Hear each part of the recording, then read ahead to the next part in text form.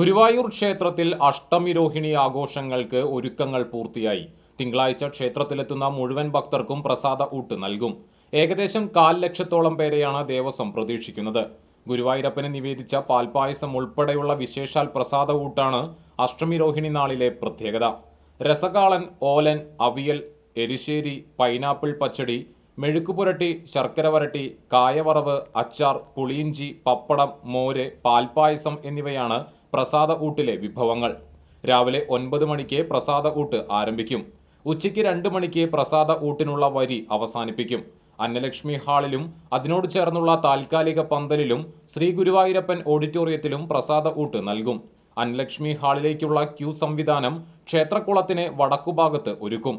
തെക്കേ നടയിലെ പ്രസാദ ഊട്ട് കേന്ദ്രമായ ശ്രീ ഗുരുവായൂരപ്പൻ ഓഡിറ്റോറിയത്തിലേക്കുള്ള ക്യൂ സംവിധാനം പട്ടരിക്കുളത്തിന് വടക്കും തെക്കും ഭാഗത്ത് ഒരുക്കും.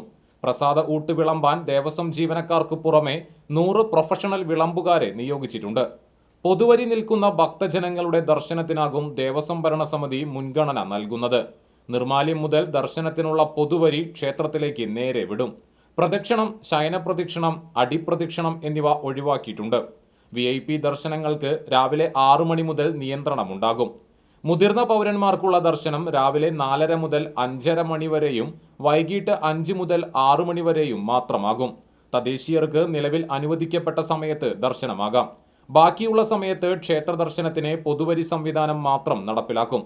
രാവിലെയും ഉച്ചയ്ക്കും കാഴ്ചശീവേലിക്ക് പെരുവനം കുട്ടന്മാരാർ, തിരുവല്ല രാധാകൃഷ്ണൻ എന്നിവരുടെ നേതൃത്വത്തിൽ മേളം അകമ്പടിയാകും. ഉച്ചയ്ക്കും രാത്രിവിളക്കിനും വിശേഷാൽ പഞ്ചവാദ്യത്തിന് തിമിലയിൽ വൈക്കം ചന്ദ്രന്മാരാരും സംഘവും, മദ്ദളത്തിൽ കൂനിശ്ശേരി ചന്ദ്രനും സംഘവും, ഇടക്കയിൽ കടവല്ലൂർ രാജുമാരാരും, കൊമ്പിൽ മച്ചാട് കണ്ണനും സംഘവും, ഇലത്താളത്തിൽ പാഞ്ഞാൾ വേലുക്കുട്ടിയും സംഘവും അണിനിരക്കും. ഗുരുവായൂർ ശശിമാരാരും സംഘവും സന്ധ്യ തായമ്പക ഒരുക്കും. രാത്രിവിളക്കിന് വിശേഷാൽ ഇടയ്ക്ക നാഗസ്വരം പ്രദക്ഷിണം ഉണ്ടാകും.